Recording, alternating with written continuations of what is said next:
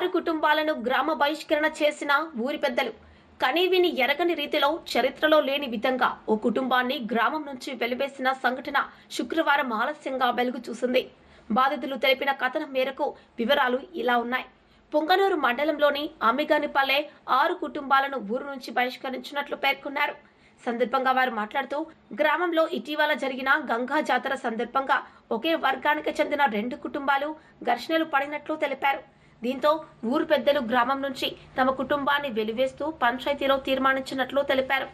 దీంతో బాధితులకు ఏం చేయాలో అర్థం కాని స్థితిలో పోలీసులను ఆశ్రయించి న్యాయం చేయాలని కోరామన్నారు.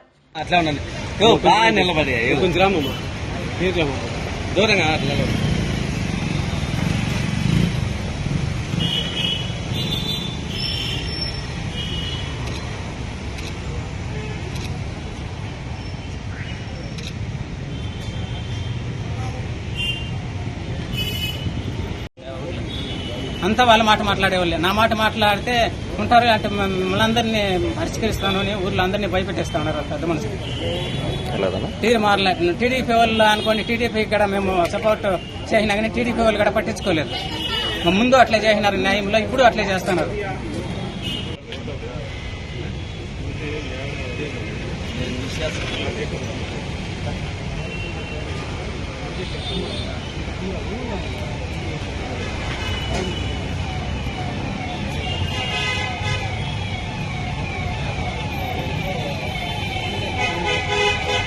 మిగనపల్లి ఆరేవంటి పంచాయతీ గంగ పండగ జరిగింది 2 ఏళ్ళప్పుడు. ఊర్లో అందరినీ దీపాలందరినీ పిలుస్తున్నాడు పెద్ద మనిషి ఆయన సేనప్ప. మా ఇంటికి వచ్చే కొందరికి తోసుకొని వెళ్ళిపోయి వాళ్ళని ఎందుకు పిలిచేది అనేసి తోసుకొని వెళ్ళిపోయినాడు. ఎందుకు అని చెప్పి ఆడవాళ్ళ పైన దానికి ఆడవాళ్ళ మీద చెడ్డగా మాట్లాడి మీరేమే వచ్చేది మాట్లాడేది నేను పెద్ద మనిషి నా ఇష్టము అని అడిగినాడు. మళ్ళీ మేము పోయి ఎందుకు పాటలు చేస్తామంటే నువ్వేం మాట్లాడేది అనేసి దేవుళ్ళకి అన్నింటి గురువారం వచ్చినాడు. దాంట్లో మేము ఇట్లా మాట్లాడిన దానికి గల్లాట్లు పెట్టి ఆయన తోసుకొని వచ్చినాడు. తోసుకొని వచ్చిన తర్వాత అందరి మీదకి జరబడుకొని వచ్చి మేము ఏమొస్తామని పోయి తోసుకొని దెబ్బలాడుకొని పోలీస్ స్టేషన్కి వచ్చి కంప్లైంట్ ఇచ్చినాడు. ఆయన ఇచ్చి వచ్చి మళ్ళీ వచ్చినాము పిలిపించినారు. మేము పరిష్కారం చేసుకుంటాం అనేసి వచ్చి మాట్లాడి పెద్ద మనుషుల తర్వాత పరిష్కారం అయింది. డెలివరీ చేసుకుని వెళ్ళిపోయినాము.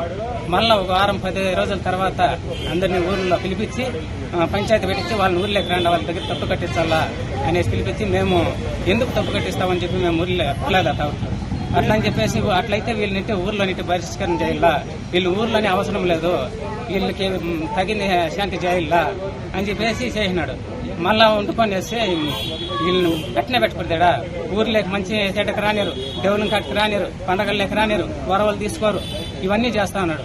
మళ్ళా నిన్న సరే అని చెప్పి అప్పటి నుంచి గుమ్మన మేము ఉండిండాం. మళ్ళా మా భాగంలో పెద్ద చింతమాన్ వచ్చి ఎక్కువ చేసినాడు. మేము మా కంప్లైంట్ ఇచ్చినాము, ఈడ పోలీస్ స్టేషన్లో ఇచ్చినాం, ఎంఆర్ఓకి ఇచ్చినాం, ఆడ దీంట్లో ఇచ్చినాం. కానీ సందేశాలు టీడీపీ కార్యకర్తలకు పక్కన చెప్పినాం, పక్కన పల్లిలో వాళ్ళు వచ్చి మాట్లాడినారు కానీ దాన్ని న్యాయం చేయలేదు. దీనికి న్యాయం చేయాలని మిమ్మల్ని కోరుతా ఉన్నాం. 6 కుటుంబాలు మమ్మల్ని ఊర్లో బతకనిచ్చేట్లకి లేరు. ఎన్నికటి చూస్తుంటే మా పిల్లలు ఎట్లా బతికేది మాకు భయం వేస్తా ఉంది.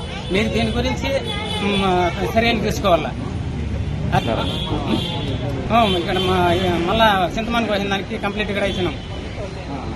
ఇవాళ న్యాయం చేయాలి. న్యాయం చేయకుంటే మేము మా ఊర్లో బతికేది కూడా కష్టం కాదు. మీరే దీనికి ఏదో న్యాయం చేయాలని కోరుతున్నాం. ఏదో సమస్య వచ్చినాము